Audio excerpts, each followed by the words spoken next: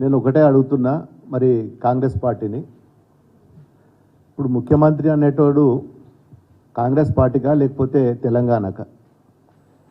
తెలంగాణకు ఒక ముఖ్యమంత్రి లేదంటే కాంగ్రెస్ పార్టీకి ఒక ముఖ్యమంత్రి, ఇద్దరు ముఖ్యమంత్రులు అయితే ఉండరనుకుంటా నేను. మరి మేము జనరల్గా పోయినాము, మాకు కాన్స్టిట్యున్సీకి సంబంధించి నేను మొన్నటి వరకు 10 ఏళ్ళు ఎంపీగా పనిచేసిన, మాకు మొత్తం జిల్లాలో ఎక్కడెక్కడ ఏం సమస్యలు ఉన్నాయి ఆ సమస్యల మీద నలుగురం కలిసి పోయినాము. మాకు కూడా తెలుసు ఏ కాన్స్టిట్యున్సీలో ఏ ఇబ్బందులు ఉంటాయి. పోయి మరి మా కాన్స్టిట్యున్సీలో ఈ ఇబ్బందులు ఉన్నాయి. నాకు మొన్న దుబ్బాక ఎమ్మెల్యే నిలబడ్డా, మరి దుబ్బాకలో నాకు ఒకటి మరి రెవెన్యూ డివిజన్ కావాలి, కొన్ని రోడ్లకు డబ్బులు కావాలి, ఇవన్నీ ఇవ్వాలని చెప్పి మరి నేను గౌరవ ముఖ్యమంత్రి గారిని రేవంత్ రెడ్డి గారిని కలిస్తే దాన్ని పెద్ద రాజకీయం చేసి పార్టీలకు వెళ్ళి పోతున్నారు. ఏమో అవుతుంది, ఎందుకు పోతామా మేము పార్టీ? కాంగ్రెస్ పార్టీ అంటే అది ఎండికేల పార్టీ, గిల్లకెళ్ళి మేము గల్లకి ఎందుకు పోతాం? ఉద్యమంలో ఉన్నప్పటి నుంచి డే 1 నుంచి 2001 నుంచి మేము పోరాటం చేసి తెలంగాణ తెచ్చుకున్నాము. మా మెదక్ జిల్లా అంటే ఉద్యమాల గడ్డ, గిల్లకెళ్ళి మేము గల్లకెందుకు పోయి కాంగ్రెస్ పార్టీలో పోతామా? ఇప్పుడు సమస్యల మీద పోవాలి కదా, మాకు ప్రజలు గెలిపించిర్రు, మన 54,000 మేడతో గెలిపించిర్రు. వారికి ఎన్నో సమస్యలు ఉన్నాయి. మరి సమస్యల మీద మొన్న నేను పోయి కోమటిరెడ్డిని కలిసి మాకు R&B రోడ్లు ఉన్నాయి, రోడ్లు కావాలని అడిగినాను. మరి అదేవిధంగా ఉత్తమ్ కుమార్ రెడ్డిని కలిసినాను. మల్లన్న సాగర్ వాటర్ ఉన్నది, మా కాలువలకు నీళ్ళు వస్తలేవు, రైతులు బాధపడుతున్నారు, మరి మాకు నీళ్ళు ఇవ్వాలి. ఇంతకుముందు మా రైతులు ఒక ఫోన్ కాల్ కొడితే మరి అప్పటి ఉన్న ఇరిగేషన్ మంత్రి గారు మెసేజ్ పంపిస్తే తెల్లార వరకల్లా కాలువలలో నీళ్ళు ఉంటుండే. ఇలా 15 రోజులు అవుతుంది నేను ఇలా ఉత్తమ్ కుమార్ రెడ్డిని కలిసి, ఈ రోజు వరకు కూడా మరి నీళ్ళు ఇవ్వలేకపోతుండే. ఈ రోజు వచ్చి మరి కొండా సురేఖ గారు వచ్చి ఇలా మా దగ్గర దుబ్బాకల ప్రోగ్రాం చేస్తున్నది. దానికి ప్రోగ్రాంకు మాకు ఎవరు చెప్పాలి? అధికారులు చెప్పాలి. ఇవాళ ఎవరు మా వాళ్ళ కాంగ్రెస్ పార్టీ ఇన్ఛార్జులు ఇలా వాట్సాప్లలో పెట్టి మా మంత్రి గారు వస్తున్నారని చెప్పి వాళ్ళు ఇలా కింద ఎవరి పేర్లు ఉన్నాయి? పూజల హరికృష్ణ, మన సిద్దిపేట నుంచి ఓడిపోయిన ఎమ్మెల్యే అయిన, సిద్దిపేట నుంచి ఓడిపోయిన ఎమ్మెల్యే పేరు పెట్టి దీన్ని రిలీజ్ చేస్తారు. ఇంకోటి చెరుకు శ్రీనివాస్ రెడ్డి, మన దుబ్బాక ఎలక్షన్లో నా మీద డిపాజిట్ కోల్పోయిన ఎమ్మెల్యే వచ్చి ఆయన ఇలా ప్రోటోకాల్ మెయింటైన్ చేస్తున్నాడు, ఇలా ఆయన ప్రోగ్రామ్ కండక్ట్ చేస్తున్నాడు. ఇక పోతే మరి అధ్యక్షుడు మరి ఏదైనా ప్రోగ్రాం చేస్తే ఎమ్మెల్యే గారు సభాధ్యక్షులు ఉంటారు. ఇలా మా పేరేమున్నది? ఇక్కడ కొండ సురేఖ, తర్వాత 4 మంత్రులు, కింద 4వ ప్లేసుల్లో 5వ ప్లేసుల్లో ఎమ్మెల్యే పేరు ఉన్నది. దీనికోసం మేము అడగడానికి పోతే ఇదో పెద్ద రాజకీయము, కాంగ్రెస్లో ఏదో మేము కలుస్తున్నాము, మా పార్టీకి ఏమో లేనట్టు, వాళ్ళది ఏదో పెద్ద దేశంలోనే పెద్ద పార్టీ పెద్ద ఉరగ పెడుతుండ్రు, ఆ కాంగ్రెస్ పార్టీలో పోయి మేము గెలుస్తున్నాం అని చెప్పి ఇలా రకరకాల జిమ్మిక్కులు చేసి టీవీలల్లో, పేపర్లల్లో, సోషల్ మీడియాలల్లో ఇదో పెద్ద డ్రామా. మరి మాకు ఏం అవసరము? మేము ఎందుకు పోతాము? మరి ముఖ్యమంత్రి అన్నప్పుడు మేము అందరి దగ్గర పోతాము, అందరు మంత్రుల దగ్గరకు పోయినాము. నేను 2 సార్లు ఎంపీ ఉన్న ప్రధానమంత్రిని కలిసిన, మంత్రులను కలిసినాము, రాష్ట్రానికి రావాల్సిన రైల్వే మంత్రులను కలిసినాము, హైవే గురించి నేషనల్ హైవే మంత్రి నితిన్ గడ్కరీని కలిసినాము, మరి సివిల్ సప్లై ఫుడ్ కార్పొరేషన్ మంత్రులను కలిసినాము.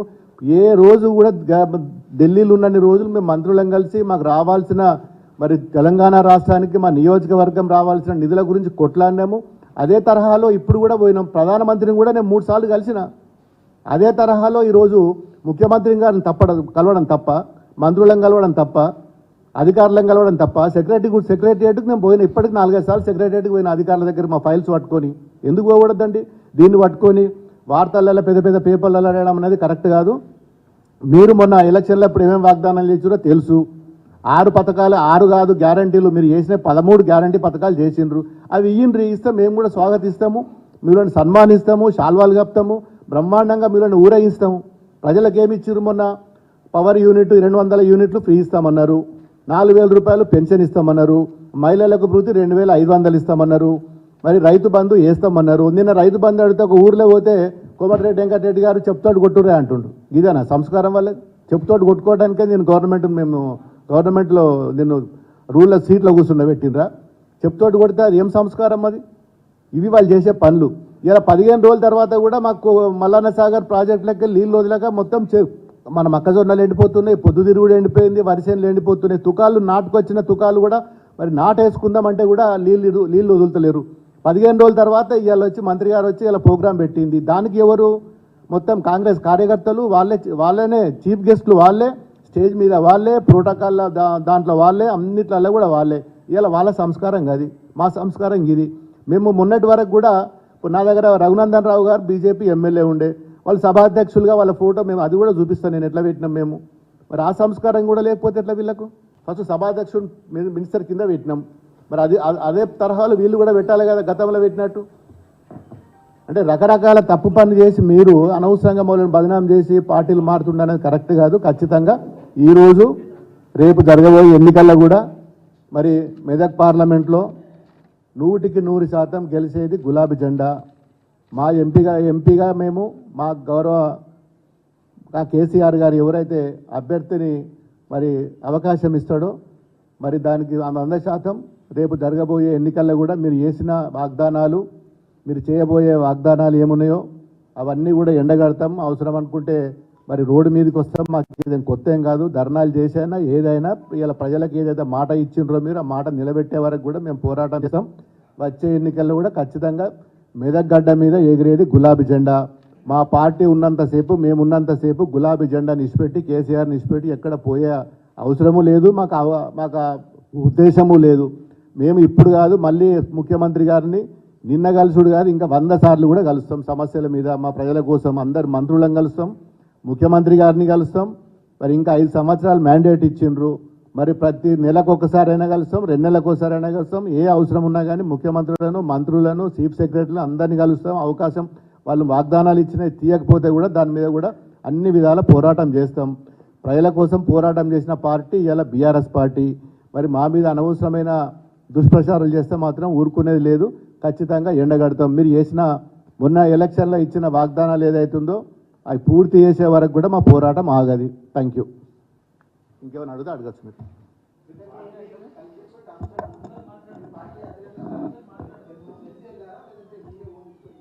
దేనికోసం మా కేసీఆర్ గారు నా మీద నమ్మకం లేదన్నా? మేము కేసీఆర్ గారు చెప్పిపోవడానికి వాళ్ళ కాంగ్రెస్ పార్టీ లెక్కన బీజేపీ పార్టీ లెక్క కాదు కదా. మా పార్టీ అంటే మాకు లీడర్షిప్ మీద మాకు నమ్మకం ఉంటుంది, మా మీద కూడా మా అధినాయకునికి కూడా మా బాసుకు కూడా నమ్మకం ఉంటుంది.